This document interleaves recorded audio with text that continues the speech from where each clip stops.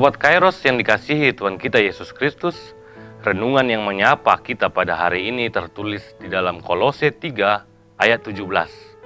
Dan segala sesuatu yang kamu lakukan dengan perkataan atau perbuatan, lakukanlah semuanya itu di dalam nama Tuhan Yesus, sambil mengucap syukur oleh Dia kepada Allah Bapa kita. Saya memberikan judul renungan kita, selaraskan perkataan dan perbuatan kita dengan mengucap syukur. Sobat Kairos yang dikasihi Tuhan kita Yesus Kristus, angkutan umum bukanlah hal yang asing di dalam kehidupan kita. Dan bahkan saya, Bapak, Ibu pasti pernah menggunakan angkutan umum di dalam kehidupan kita. Terkhususnya di ibu kota Jakarta ini, angkutan umum merupakan pilihan utama kebanyakan orang selain karena murah dan sangat cepat sampai ke tempat tujuan. Sering sekali saya mengamati angkutan-angkutan umum dan yang saya sering sekali membuat tersenyum sendiri, ternyata banyak sekali tulisan-tulisan, doa-doa dituliskan oleh si pemilik angkot di angkot tersebut. Sebut saja doa ibuku. Ada lagi dalam bahasa Batak, Jahobado Partanobatuaku, Tuhanlah perlindunganku. Akan tetapi saya yakin Bapak Ibu juga sepakat dengan saya, angkutan-angkutan umum tersebut agar sampai pada tempatnya terkadang bersifat ugal-ugalan, menaikkan dan menurunkan penumpang seenaknya, sen ke kiri tapi berada di jalur mendahului, sehingga tidak sesuai apa pesan yang tertulis di angkutan tersebut dengan kenyataan yang terjadi.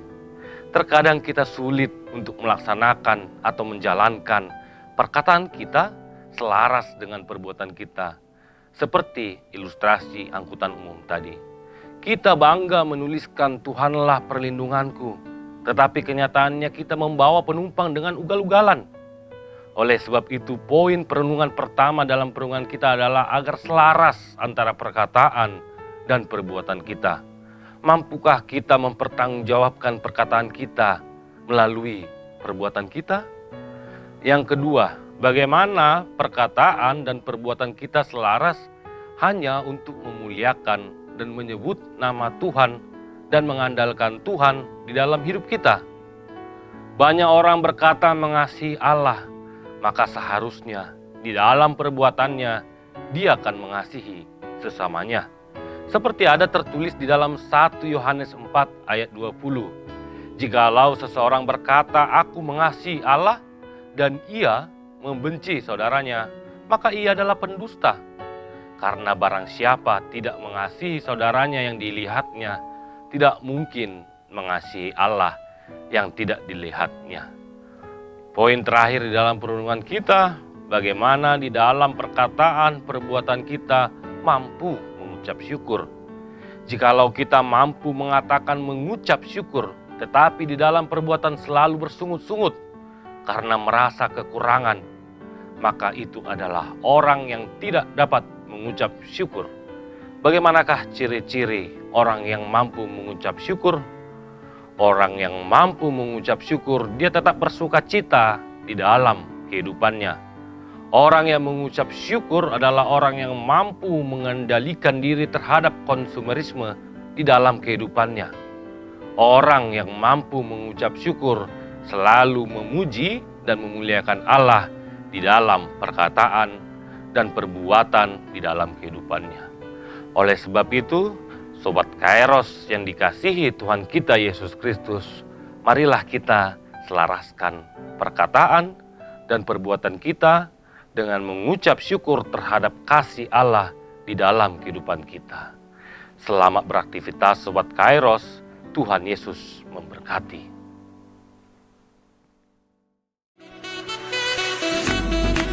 Tak berkesudahan kasih Tuhan. Tulisan ini dikumpulkan menjadi satu buku dan mudah-mudahan bermanfaat bagi pembacanya. Tuhan mantapkan langkahku. Pendeta Median KH Sirait MTH, Preses HKBP Distrik 8 DKI Jakarta Raya. Sikap dan peran pendeta HKBP di era revolusi industri 4.0. Buku karya Pendeta Median KH Sirait. Panggilan Merawat Masa Depan, buku karya Pendeta Midian K.H. Sirait. Disajikan sederhana dengan gaya penulisan populer, menjadikan isi buku ini hangat dan perlu dibaca.